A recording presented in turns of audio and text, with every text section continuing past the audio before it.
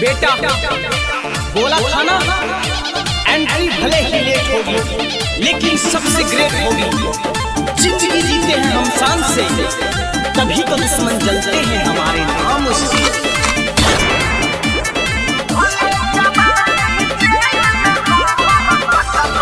लागे छै बिगड़ल खानदानों से, चले छै ही हसीना ताना से। लागे छै बिगड़ल खानदानों से, चले छै ही हसीना ताना के। तोहार देखी खोखो सबके आँख फटत ही रे। हे गे ऐसन ऐसन घटना रोजे घटतै गे, भले जवानी जेल में हमर घटतै गे। अच्छा ऐसन ऐसन घटना रोजे घटतै गे, भले जवानी जेल में हमर घटतै गे।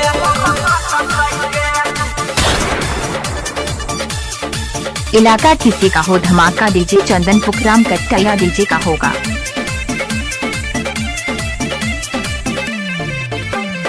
जय भी एक दिन जेल रे छोड़ा, चढ़ भी एक दिन फांसी। आगे जबले जिंदादार रहबै तबले करबै बदमाशी। हाँ तो पिटाई भी करो।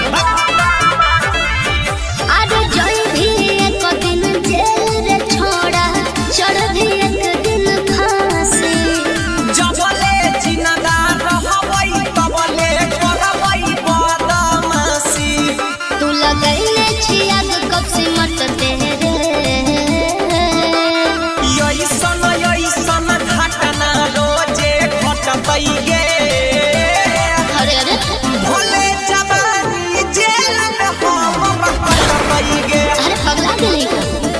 आगे ऐसन ऐसन घटना रोजे घटतै गे, भले जवानी जेल में हमर घटतै गे। चंदन प्रेमी की आवाज में गाना सुनी remix. Radhika recording studio Saharsa.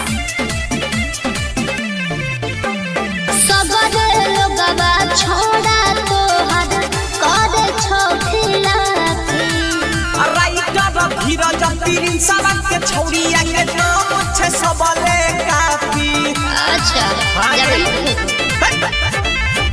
अरे सबरे लोगवा